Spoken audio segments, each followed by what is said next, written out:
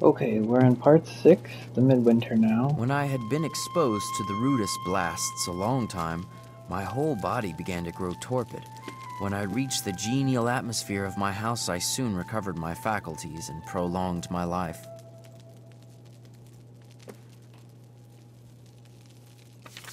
Dear Henry, I see that your family was among the first to sign the recent petition for disunion with the slave-holding southern states. It is a sign of changing sentiments in our small country.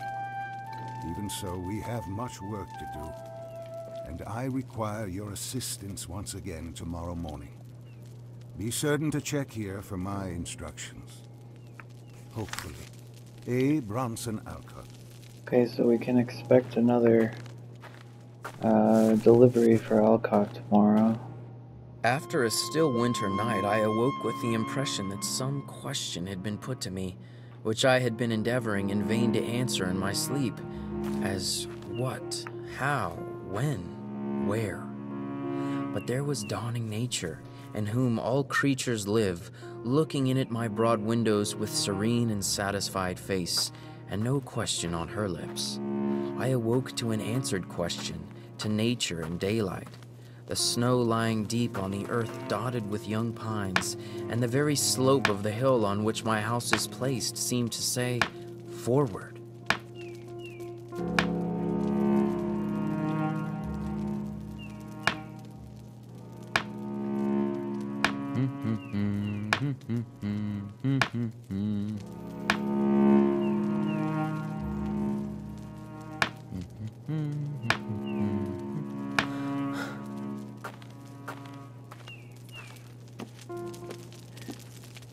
I really love the music change for the winter. Those really deep cello or bass when you're outside. Other letters from Sophia. February 1846. Dear Henry, we have not seen you much since the holidays. I feel that you might wish to forget us, and our mutual loss as well. Even though you don't say his name aloud, I know you think of our poor brother John often, as do I. Your loving sister, Sophia.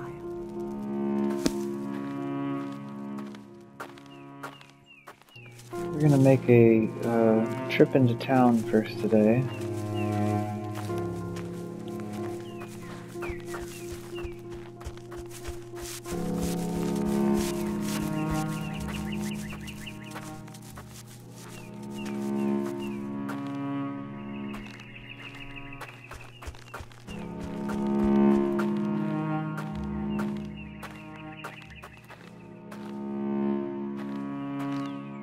Want to double check and see. Yeah, the next Emerson book we still have to pick out by the Concord Road, so we haven't done that yet. I'll still peek in the Emerson house on the way.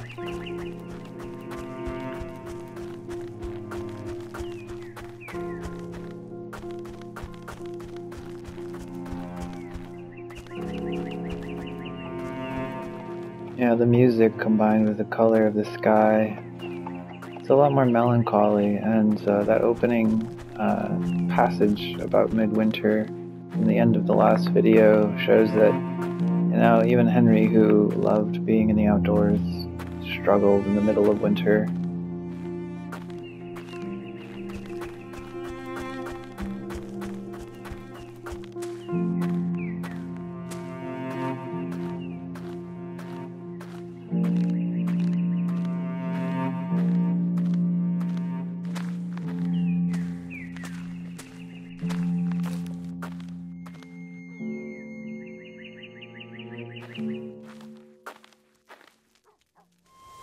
It is a terrible blow.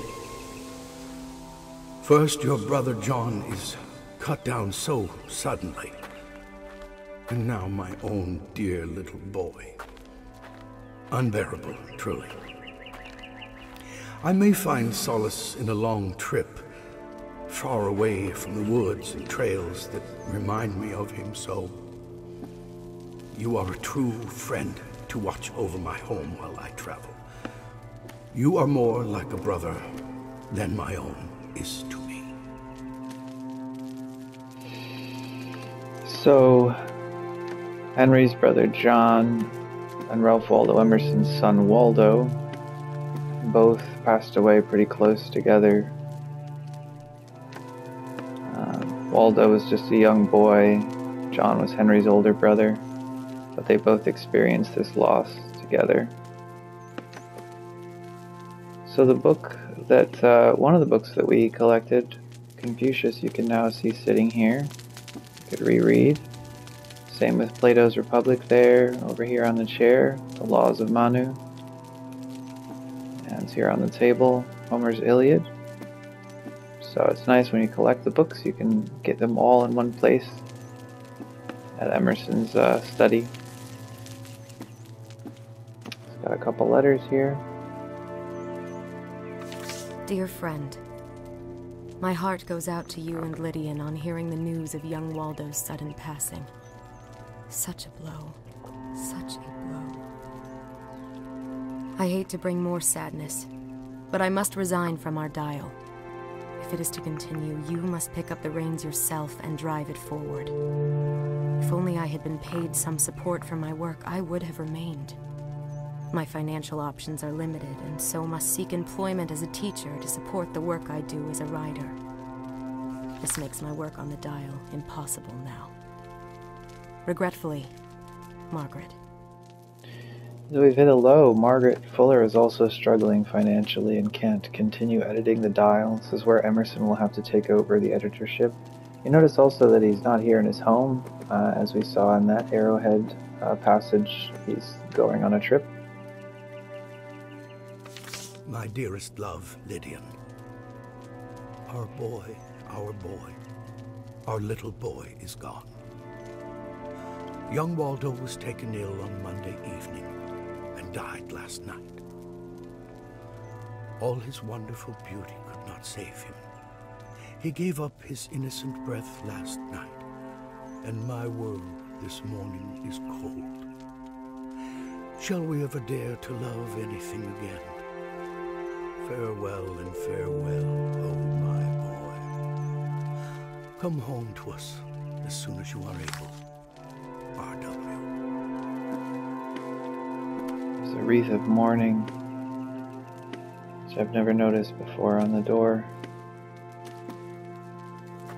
And when you pick up the toys this time, instead of being paid for housekeeping, you'll unlock a trophy for being a good friend to Emerson and picking up young Waldo's toys to spare him some extra sadness. Now these things happened several years before Henry moved to Walden, so again we're partly living in memories of the past here. I'm afraid there is nothing I can do for the young man. It's the lockjaw, and the poison has gone directly to his blood. Oh, what will we do without our John? He is the light of our household. You must make him comfortable as you can. See there, your brother Henry holds him closely now, but still he slips away. May God be with him. We are lost. We are lost. Our best flower is fading.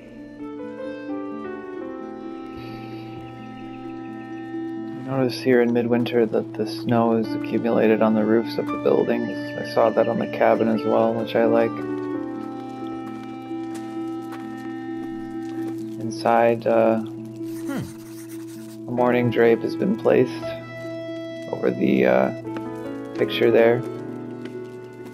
And it says, the indescribable innocence and beneficence of nature, such sympathy with our race that the woods shed their leaves and put on mourning in midsummer, if any man should ever for a just cause grieve.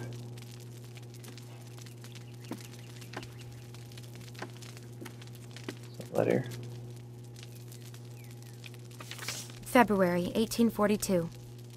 Dearest Sophia, I have just heard of poor John's passing, and am suffering from the loss of such a friend. I send my heartfelt best to your family, especially Henry.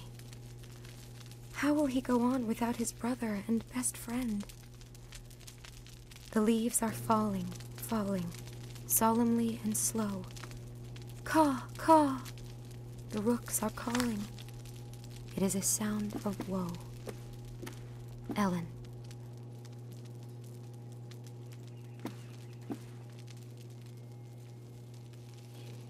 We have another manuscript to mail to Horace Greeley. Pick up some food. And we'll head next door. Send out the mail.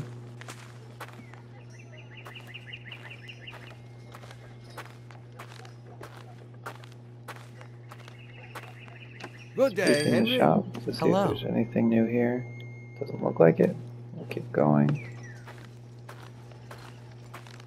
Alright. Drop off the outgoing mail. Hopefully this is the one that makes us the $12. Oh, hello, Henry. Did you hear the news about the fugitive slaves that were caught stealing food just last night out by your pond? Quite the excitement. To think, they made it so far only to be caught for lack of supplies.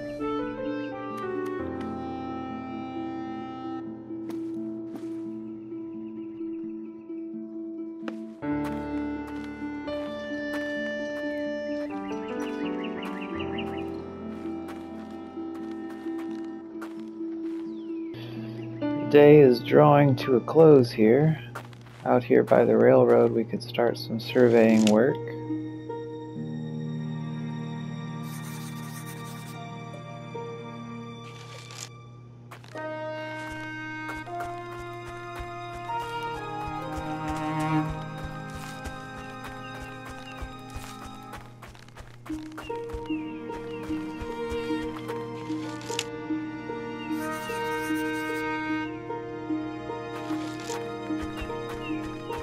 Surveying along the railroad.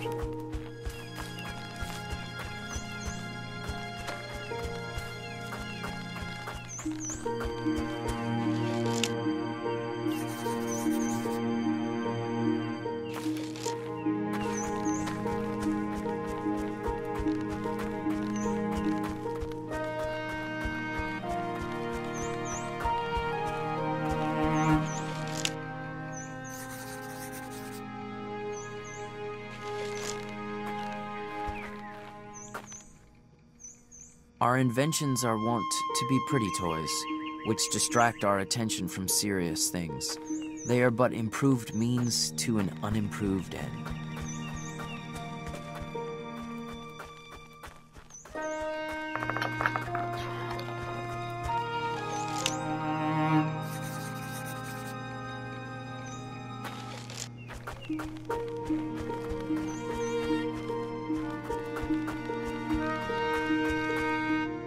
We do not ride on the railroad.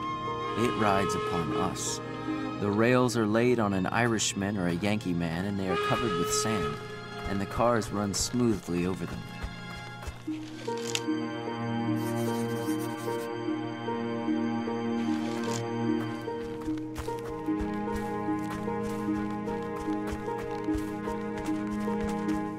When the farmer has got his house, he may not be the richer but the poorer for it, and it be the house that has got him.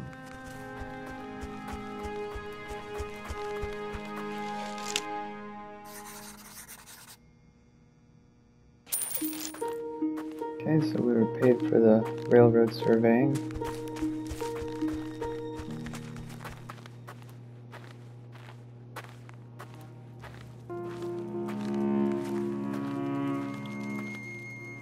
I sometimes left a good fire when I went to take a walk in a winter afternoon, and when I returned 3 or 4 hours afterward, it would be still alive and glowing.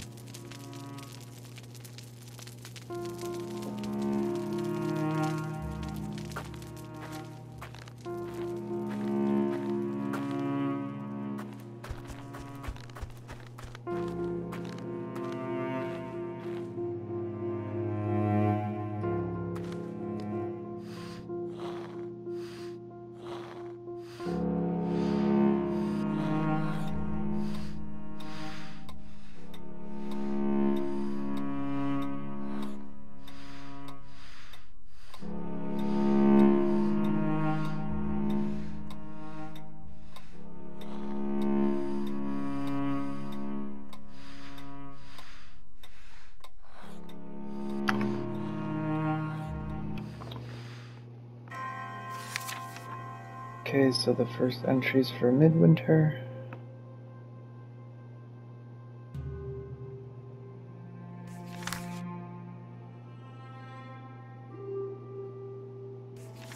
That's it. And we'll wake at the cabin since we'll have a delivery for Alcott.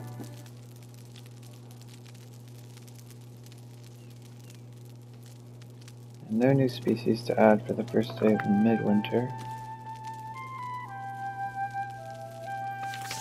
Listen, Henry.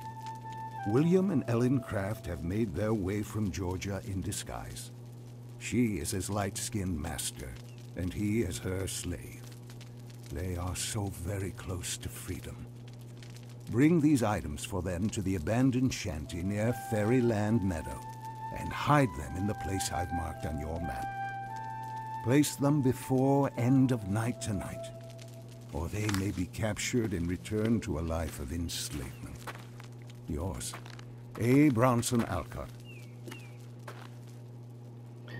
William and Mary Craft will need supplies again to get to freedom. Before we go, we're just going to do a little bit of work here so that we don't tire out so easily on the way.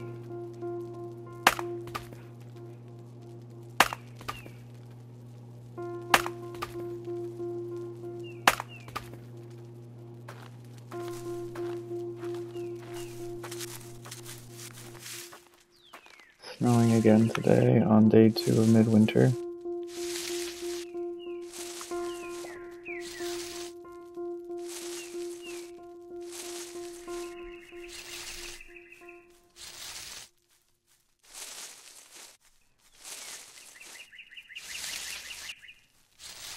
The sumac berries are really pretty against the snow.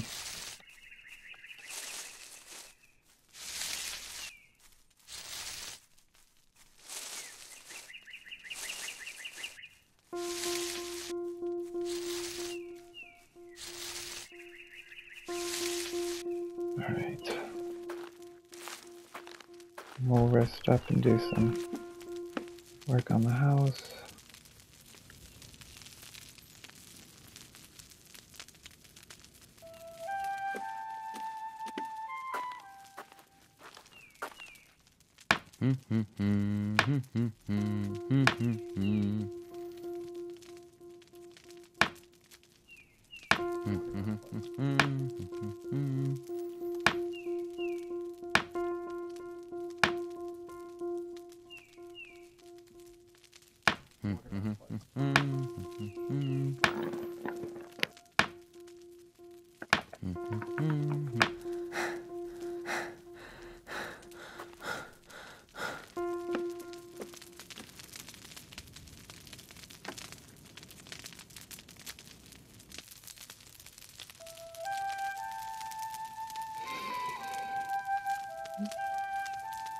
Okay, that should be enough. And we're gonna have a long way to go out to Fairyland Meadow so we can try to get the book and drop off these supplies at the same time.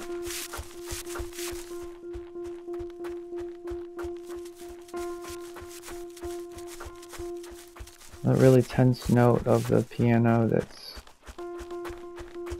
kind of indicative of the urgency of making sure you get those supplies. And also just like how bare and dead everything is in Midwinter.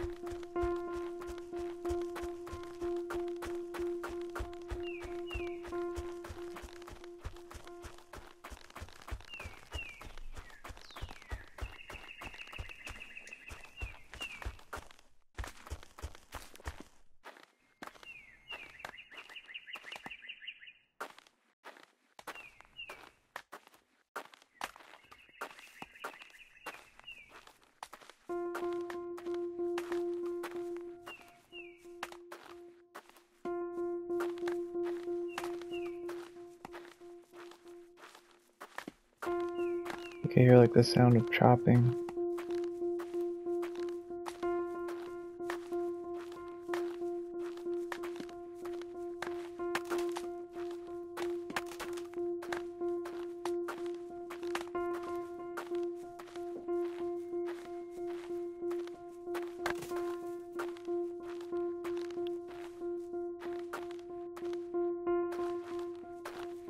Could also just be the trees cracking or the sound of snow falling off of them, I'm not sure. East of my bean field had once lived Cato Ingraham, slave of Duncan Ingraham. Cato's half-obliterated cellar hole still remains, though known to few, being concealed from the traveler by a fringe of pines.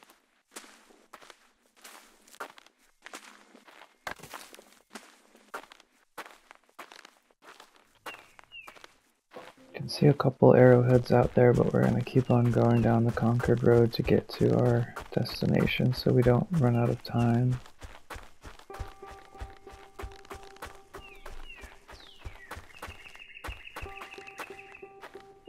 Cardinal.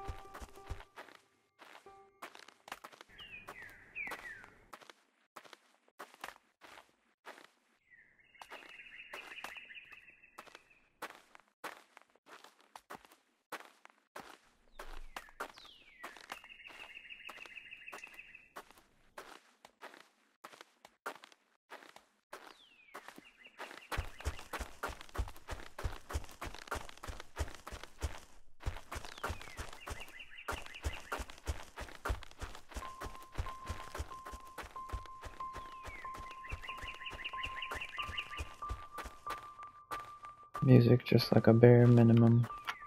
Let's see where we're at. Okay. Still making progress.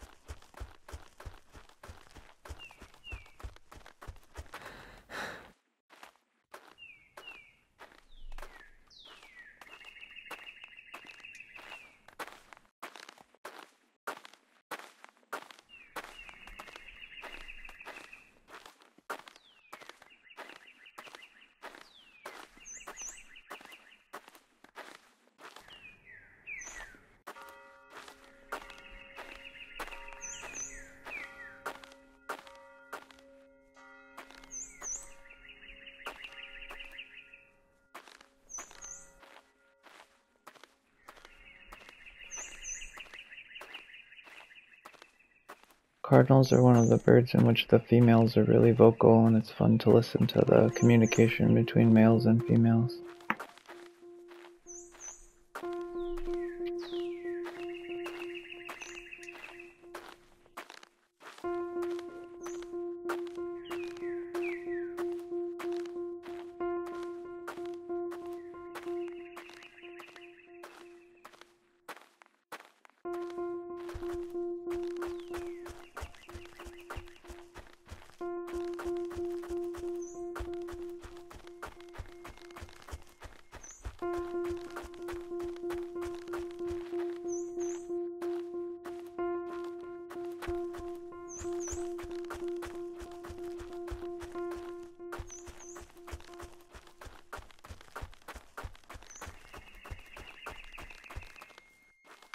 Okay, we have made it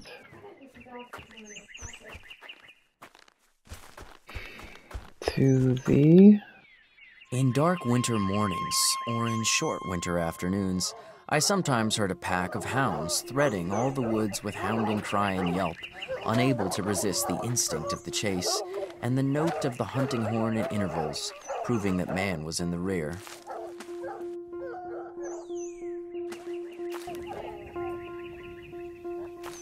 Alright, let's drop off the supplies here, pick up some boards while we're here.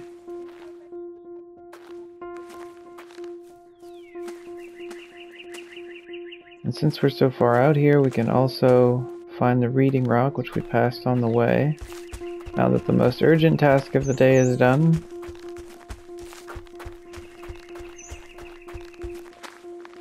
This is a pretty that red spruce.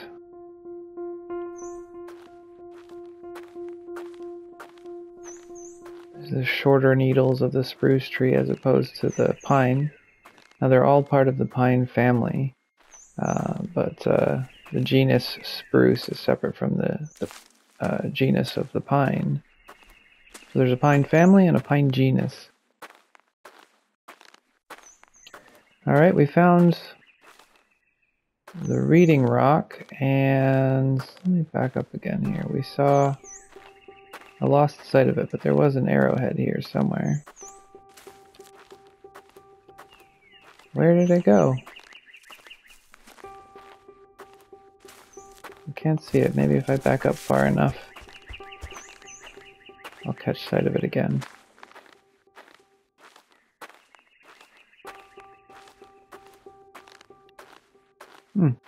I do not see it. Maybe it disappeared on me. Regardless, we can pick up the next book.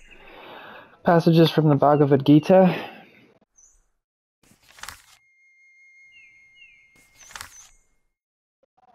Okay, and we'll take that to Emerson as well.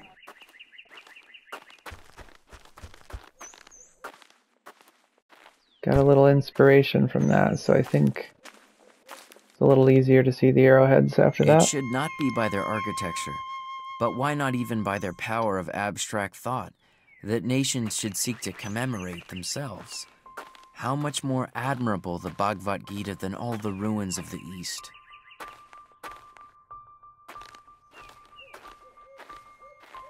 I hear an owl. Again, I just love how simplistic, how minimalist the music has become in Midwinter. Such a nice touch.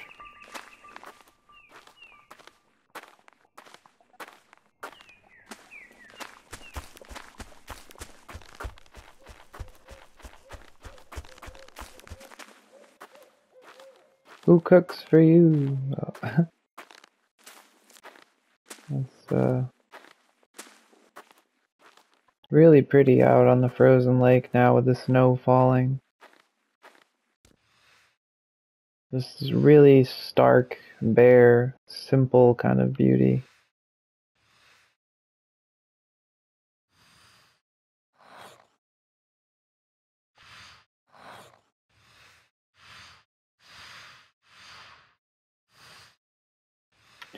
I'm gonna look at the journal again and see what else we have out here. There we are in the middle of the pond.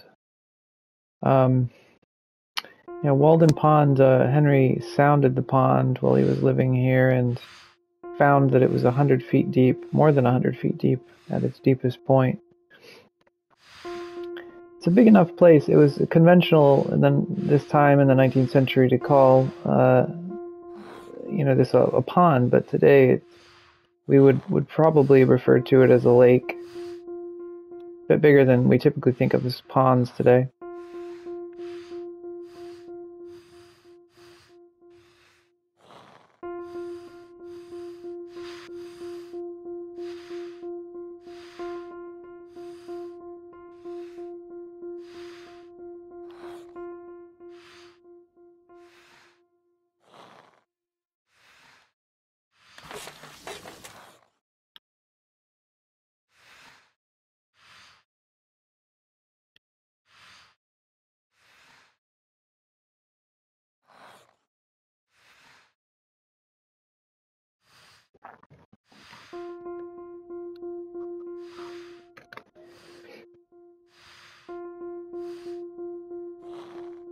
Again, as is to be expected in winter, just as with early winter, we're not going to have a lot of new species to add to our list. Life is not currently on its fullest display, but in the early winter we added the nighthawk. We heard Canada geese fly over.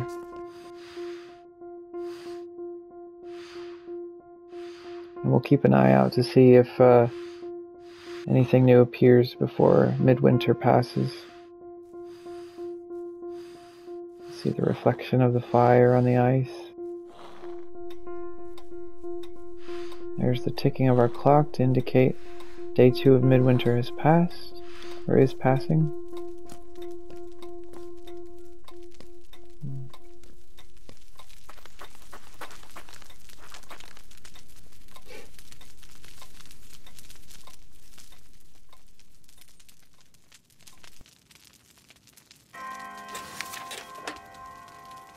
Alright, so back to the journal.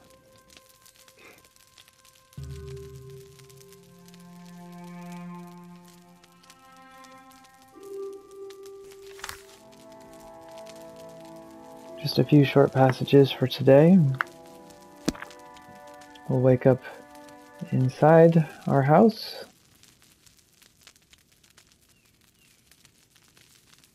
The final day of midwinter. And our clothes are looking really raggedy. And our house needs some repair. We're short on fuel. We're very low on food. Let's see what the letter says. Dear Henry, thanks to God for your timely assistance for William and Ellen Craft. With your help, they were able to make their way to a ship bound for Europe, where they will live as free persons. I shudder to think of their fate had you not been able to assist them in time. Sincerely, A. Bronson Alcott. So another really important task completed. Making sure the crafts can get safely out of the US and to Europe.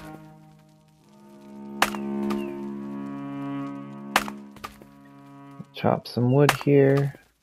Get our fuel stores up so that we can stay warm.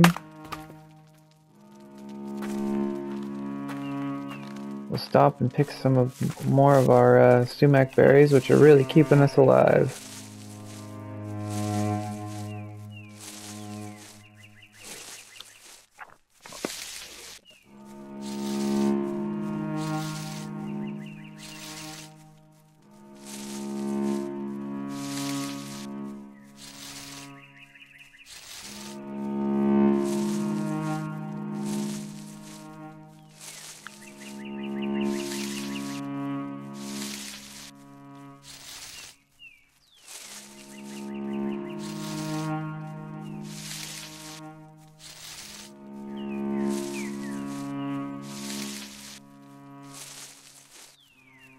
Okay, we're full up on the food.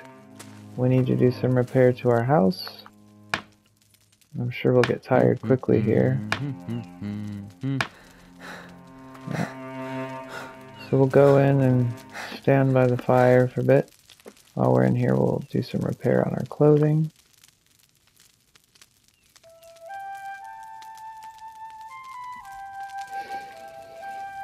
I like the idea of, continually repairing clothing rather than the idea of always going out to buy new clothing when the old stuff wears away. No fast fashion for Henry Thoreau.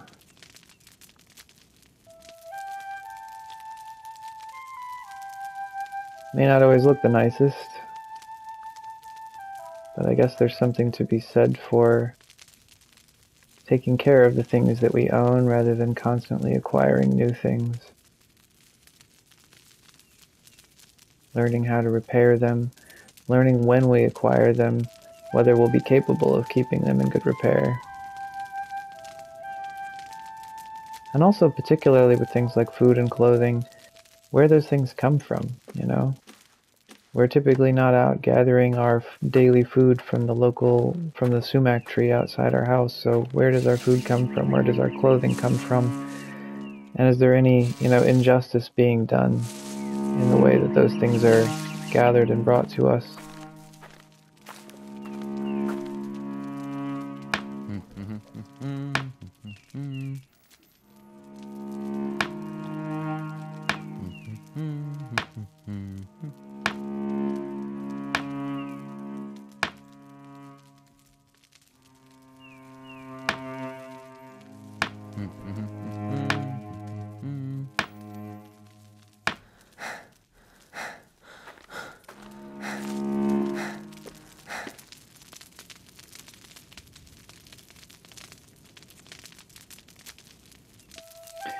Alright, we've taken care of all the things we need to take care of for the time being. We've rested up. And let's head back into town and see if anything new has come.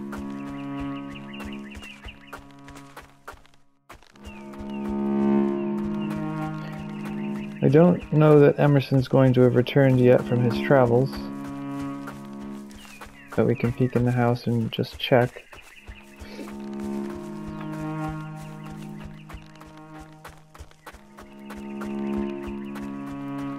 Again, that beautiful deep note of the bass or cello, I'm not sure which, but that tone is just really beautiful to me, especially because it's so simple.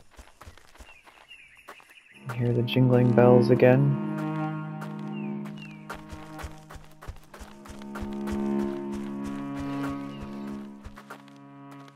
Clear skies today, not overcast like the other midwinter days.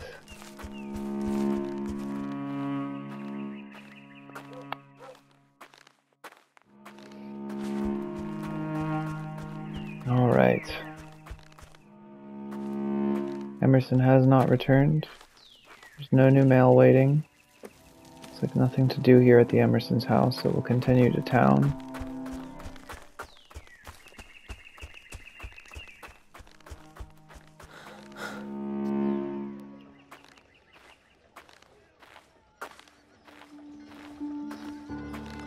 Alright, so first let's run down to the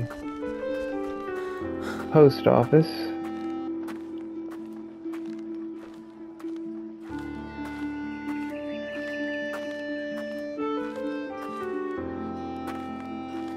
See if anything's been delivered. We have no new mail yet. Okay. Another notice for a new surveying job. So we'll take that. This one is to remeasure the woodlot of George Haywood along the western side of Concord Road.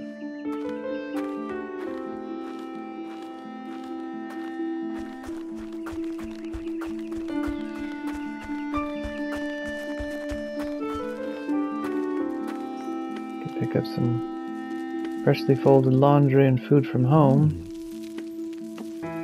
Nothing new to look at here in the Concord home of the Thoreaus. So we'll head back out to the road and we'll just follow the road down. Let's see how far away the surveying job is. Oh, not far at all from here. So let's get started on some surveying along the Concord Road. See how much we can accomplish today before the day ends. Make some more money. And just out of curiosity, let's see how much we've made in total so far. We're now at $26.67.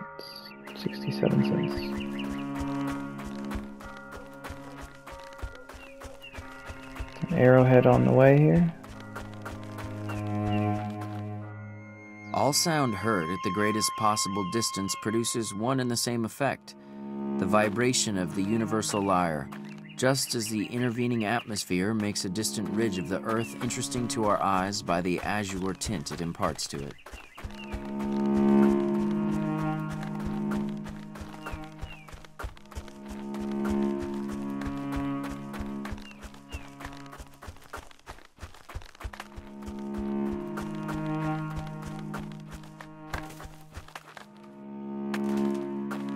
Okay, I see the surveying equipment up here.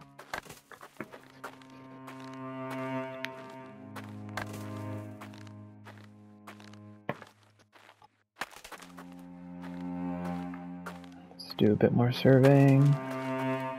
Just line this up with the flag in the distance.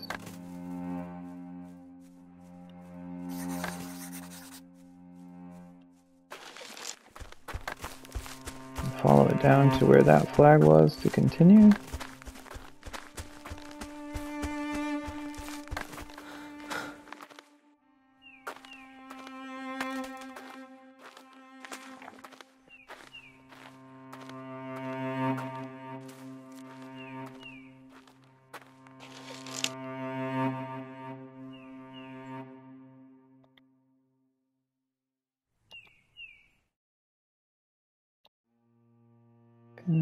It's a little bit sensitive. There we go.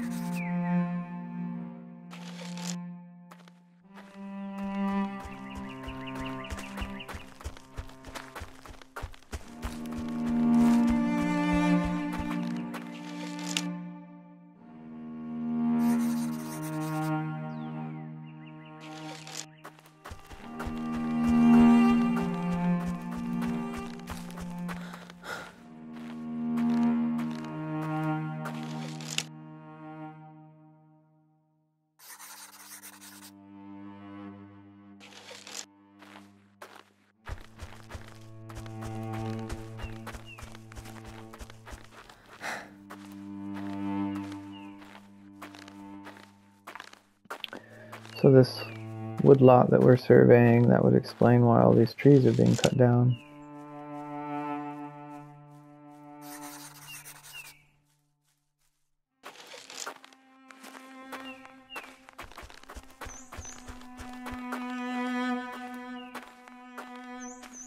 Daylight is going to be fading quickly. Hopefully we can finish this surveying job before it's dark.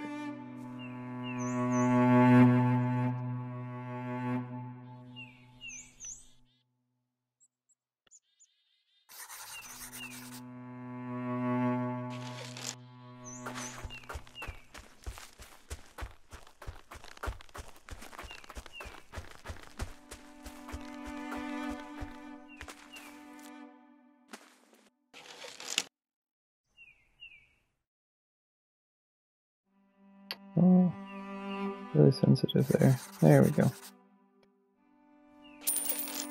Okay, the job is finished. We were paid. Now our total is $27.67. Really pretty color in the sky, this sunset.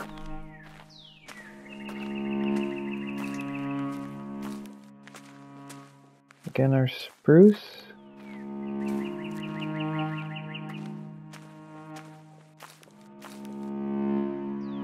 Our pitch pine. This bare tree here is the white oak in winter. The elements abetted me in making a path through the snow, for when I had once gone through, the wind blew the oak leaves into my tracks, where they lodged, and by absorbing the rays of the sun melted the snow, and so not only made a dry bed for my feet, but in the night their dark line was my guide. Again, I like how the passages change even when you look at familiar objects that you've seen before. Interesting. The black birch. It is good to break and smell the black birch twigs now. The beauty of lichens with their scalloped leaves, the small attractive fields, the crinkled edge, how they flourish. I sympathize with their growth. Ah, we found a new tree. Just in time for the end of midwinter, I was saying I hope we would find a new species we could add to our list. And for the first time we've seen the eastern hemlock. Hemlock leaves are copiously falling. They cover the hillside like some wild grains. So this is a tree we have not seen before. It does look slightly similar to the spruce with the short needles.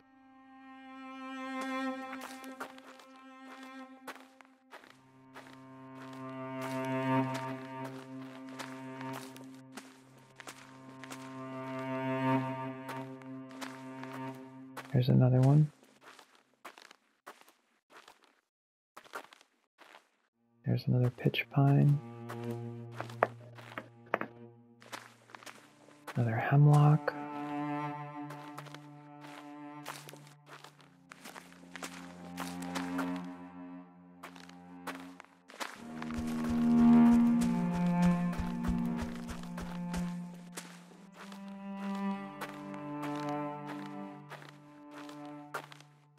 Can't tell what those brambles are. Come upon a shanty where we can pick up a few more boards for our house repair.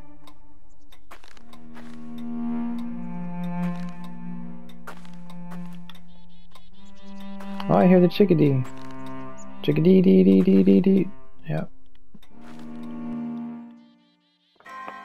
Okay. Review our journal entries here. Just a couple.